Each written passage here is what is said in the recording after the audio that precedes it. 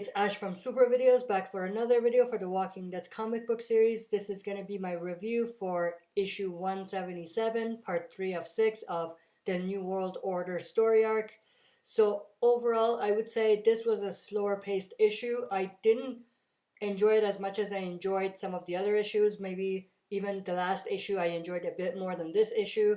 Not a lot happened in this specific issue. There was some pretty great and interesting, exciting build up, and that cliffhanger was definitely an interesting one, and I definitely enjoyed that. But in terms of the story moving forward for the first part of the issue, not the cliffhanger, I felt like it was more or less just giving us a taste of what everyone's up to. So starting off with Rick and Mikey, we have that kind of emotional, touching scene between them. They're bonding and everything. Again, I could have gone without this portion. I feel like this didn't fit the structure of this specific issue. I understand that they wanted to kind of go and check with Rick Grimes, see what he's up to, and maybe with everybody else, but I felt like this part was forced a little bit in there in terms of, where we kind of left off last time and where we begin here.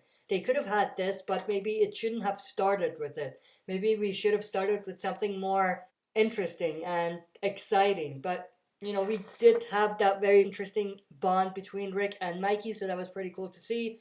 We had that scene at the hilltop with the guards with Eduardo. Again, I don't feel like this was necessary, but again, I understand that they wanted to touch base with everybody that's kind of in the world of The Walking Dead's comic book.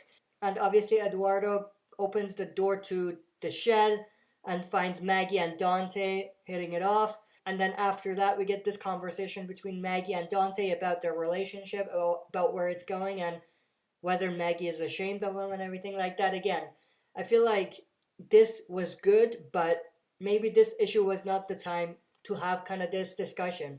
And if they wanted to have this discussion, I felt like it should have been more meaningful, more deep.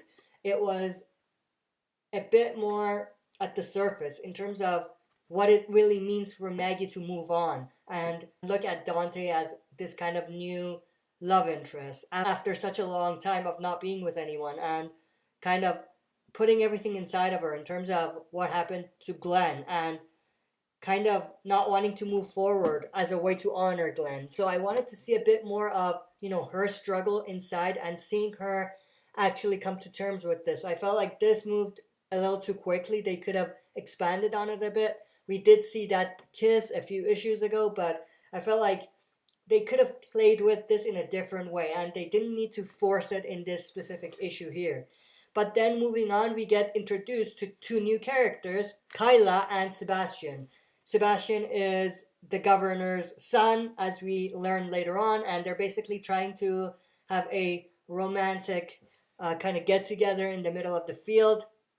We have some walkers approaching, and then we have this new character, Mercer, just killing all the walkers and saving the son, the governor's son. Now, obviously, Mercer is supposedly the bodyguard, or was the bodyguard at this point, for Sebastian. I'm pretty sure he has many guards or bodyguards, watching over him, not just for walkers, but also other dangerous people that might be around. But, we do see this kind of Mercer guy. He seems very kind of relaxed and calm, and he seems like he's a little soft, to be honest, from this exchange that we saw in this part specifically.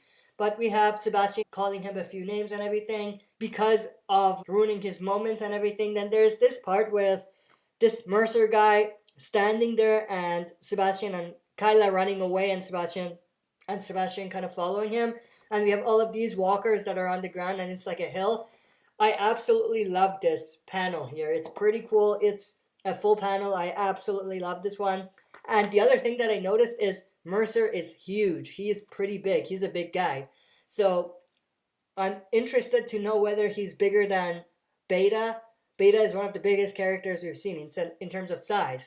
So I wonder if Mercer is even bigger. We have this kind of long discussion or conversation between Michonne and her daughter. They kind of talk about, what's happened to them, everything that they went through, and kind of touching base with each other in terms of letting each other know where they've been. And, this is basically the only time they're kind of together and no one's watching. We did see them kind of reunite in the last issue, but at the same time, there were others there. This is the only time where, she is there with Michonne, just the two of them. And they're obviously at her house and everything. Then Elodie kind of reveals that Colite, or I'm not even sure if I'm pronouncing that name right, but she died and everything. And it's revealed they found a group before they came to the Commonwealth. And that group made them do things and everything. And, Colite ended up dying. And Elodie kind of killed everybody in that group in order to get away. So that's kind of revealed. I'm very interested to know more about that. I hope that we get some more kind of context into that. But I love this kind of conversation and this reveal here. That's a very good reveal in terms of making us feel connected to this new character, Elodie, and also for us to get some sort of background in terms of where she's coming from and, the things she's had to do, the things she's had to witness, and what she's had to kind of go through to get to this moment. Going from there, we have Sebastian returning, talking to the leader there, the governor, and basically telling them about what Mercer did and everything like that. And again, Mercer seems a bit soft, even at this point.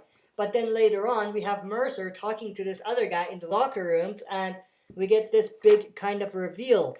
And we do see that maybe they have a plan in mind to overtake the Commonwealth. And maybe they're going to be the next big bad coming up in the world of the Walking Dead's comic book series. But we have none other than Siddiq finding his way to the locker room in the middle of their conversation. Now, we don't know whether he heard anything or not, but it's going to be very interesting to see what happens there. I'm sure if he found out, they're not going to let him go. And it's going to be interesting what happens there. But if he does, I'm sure that he's going to tell the governor about it. And I'm sure that some tension is going to come up because the governor may not necessarily trust them because they are outsiders and they might think that they're just doing this to create conflict so that they can take over. So I love where the story is actually heading. I know that this is a bit repetitive in terms of a civil war or a revolt of some sort in a community like this, but I feel like there's a twist to it. And that twist is that they are in a new place, they're not in charge, and they don't know about the intentions of either group. And I'm actually very excited and interested to see where the story goes.